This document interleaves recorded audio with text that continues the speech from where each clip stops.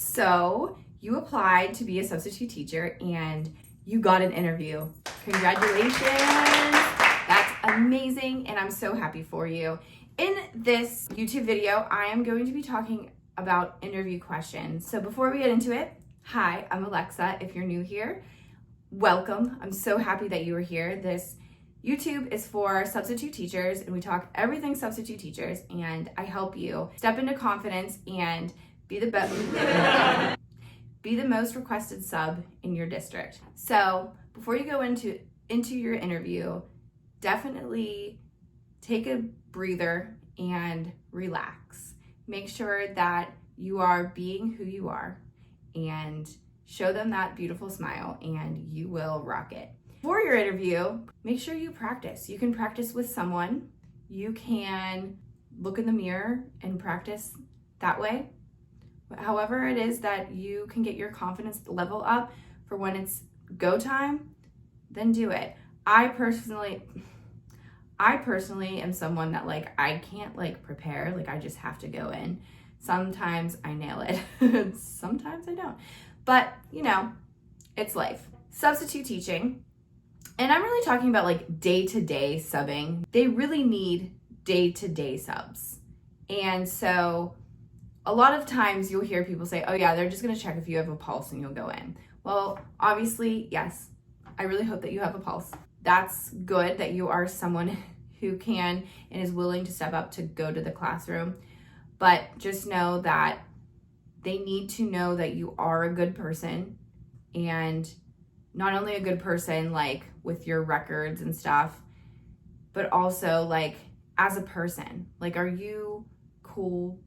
Are you smooth? Other than that, do you have of good character? Are you going to be someone who's, if you have a student in your class who makes you really mad, are you going to throw them across the room, or are you going to be really patient? That's the kind of person they're looking for, the patient person.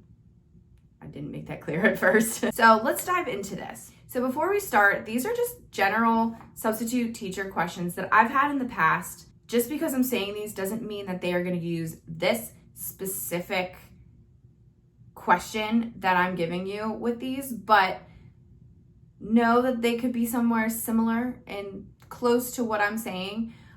So what I'm going to do is I'm going to give you the question, and then I'm going to give you why this question matters. And then I'm going to go into what they're looking for with that question. I hope that makes sense. Okay, so let's get started.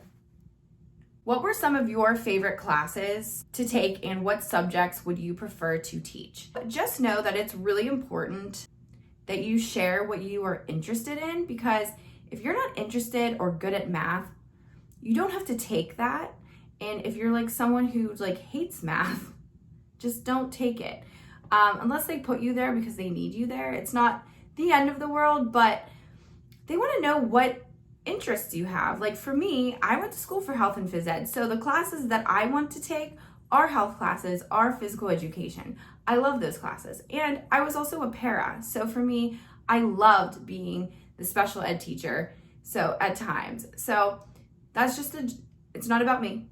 I just wanted to put in an example of that. So if you were someone who you thrived in high school with psychology, go to high school and do psychology, sociology, social studies, things like that. So you can do your preference. So what the interviewer is going to be looking for is passion and excitement and interest in various subjects, also diverse knowledge and experience within a subject. Number 2, tell me how you approach a teacher's curriculum and task. Why it matters is because when you go into the classroom, there's going to be a lesson plan. And you need to be following orders. So if you're not following orders, this job is not for you. There are some times where you can take something into your own hands, and substitute teaching in general, you have to think on the fly. Things happen and you're just oh. And so there are times where you just have to use your own judgment. But for the most part, if a teacher says to do something, they need you to do it. So that's why it's really important. So what they are looking for in this question is the ability to follow directions and good organizational skills. How do you keep students engaged during lessons? So this one I think is hard because as a substitute teacher, you're coming in and you're new to a class, and then like you have these plans.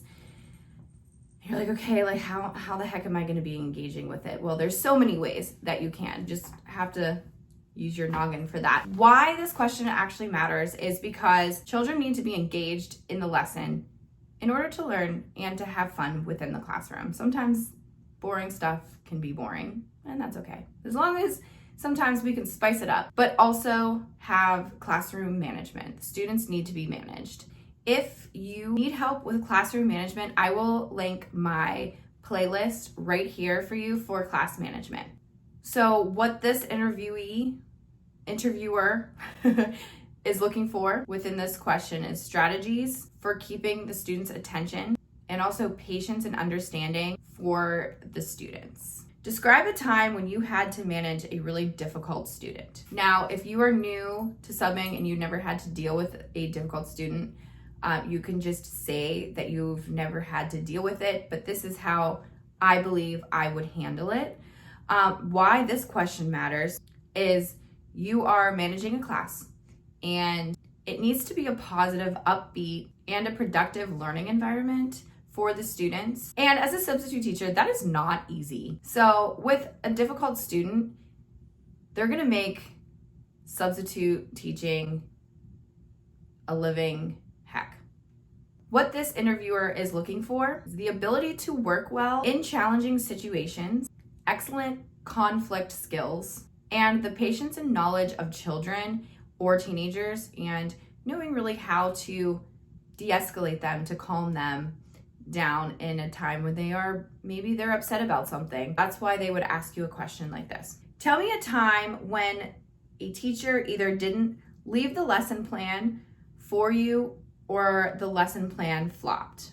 If you haven't watched this video, you need to go and watch that because this will happen to you.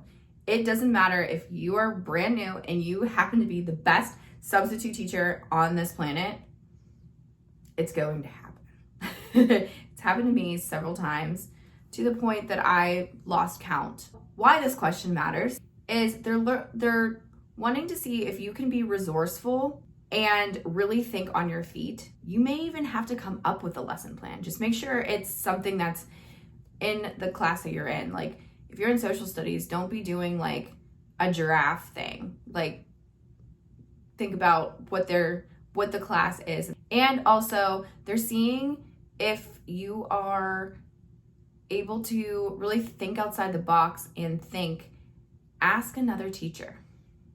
That's really what they are looking for. Okay, so what the interviewer is trying to see with your answer: good problem solving skills, the ability to work in a really stressful environment, and do you have flexibility and adaptability? What do you think you will enjoy about substitute teaching?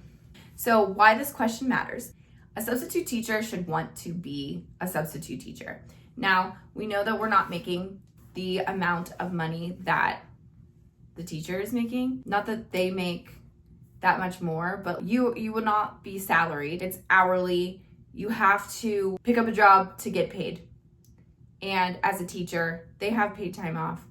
They have sick leave. They have health benefits. They have a salary. And obviously they would make more money because that's their job. Why it matters is that you need to be passionate about it. Like if you really don't want to do this job, don't do it because you will be miserable. What the interviewer is looking for is commitment, personal attributes that make a good substitute teacher, inspirations and motivations behind the decision to become a substitute teacher. Is how do you approach collaborating and connecting with the other teachers at the school you are working with? Why this matters is, are you able to connect with teachers and staff at the school? Are you able to communicate something that you need? Maybe you have a half day and they need you for a whole day, but you can't do it. Maybe you have a doctor's appointment. Are you going to communicate that, or are you just going to leave? Also, like if you need assistance you need to communicate that. And that one is really, really important. You really need to communicate if you need help. It's very, very essential, especially because our jobs are not for us. They're not for the staff. They're not for the teachers.